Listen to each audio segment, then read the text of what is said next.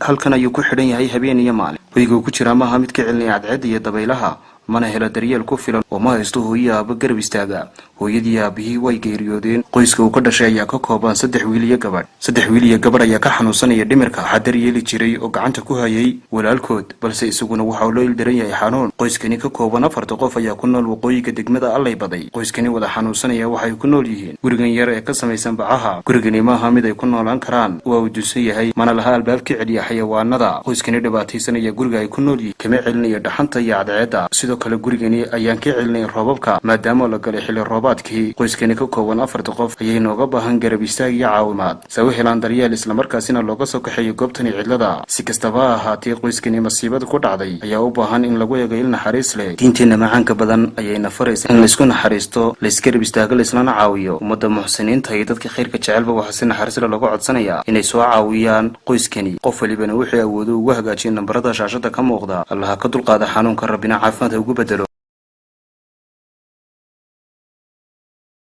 waxa weeyaan walaal dadweynaha ummadda Soomaaliyeed islaam waxaan leenahay dadkan xanuunsanaya anigoo markii hore ayaa u shaqayn jiray dabeetana faaligii waxa igu dhacay macaan dabeetana dadkii kalena xagga maskaxda ka wada xanuunsanayaan marka waxaan leeyahay ummadda islaamku meel kasta ay joogaanba inay soo caawiyaan runtii reerku kulley waa uu xanuunsanaya oo waxa weeyaan maskaxiyan ba inta badan reerka waxaan oran karaa waxa weeyaan waxa ka fayooba labada waalid way dhinteen labadoodii ba Allah u naxariisto waxa kale soo raacay inaan Cabdiraxmaan isagana loo oranayo oo dhintay waxa weey waa saddexda inaan mid uu xanuunsanaya isagu maskaxiyan mid kale isaguna waa uu iska jiran yahay macaan iyaba ku dhaco waa muxtaar oo garanaysan oo gabigiisa waa dhulyaal wuxuu qabsan karaa ma jiro waa ninkii reerka ugu weynaa aanan oran lahayn maanta wax badan buu inaga qaban lahaa maanta isaguna waa dhulyaal oo isagii ayaa markaa aad arkaysaa reerku waa reer jismiyan qaar way xanuunsanayaan qaar maskaxiyan bay xanuunsanayaan wax reerka la oran karo haba yaraatee uu shaqaysan karay ma jiro total hadii ilaahay raahdo reerku waa xaaladiisu waa sida kulli halkan lagu soo koobi karo xaaladda reerkaasi ku sugan yahay ruuxii indhaha soo saaray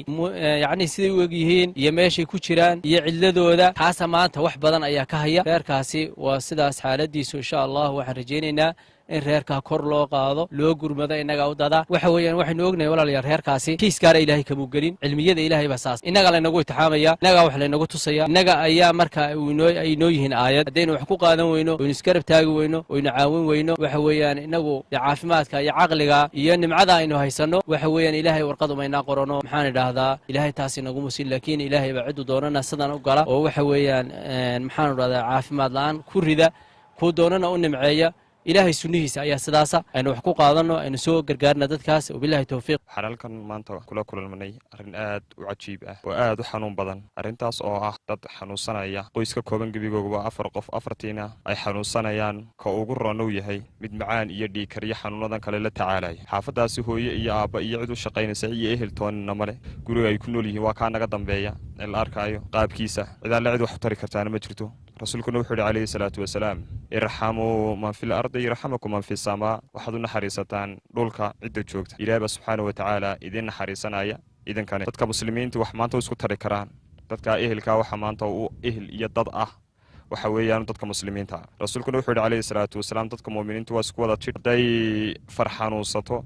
dhammaantii jirka kalsoodooda xanuunsanayo ay muslimiintuna iskugu damqanayaan oo ay wada xanuunsanayaan ka dadka muslimiinta maanta daamay dad isku xilqaameen la kartay in la caawiyo waxaan leenahay dadkaasi soo caawiya oo qof walba waxaad tirigirtid ku tar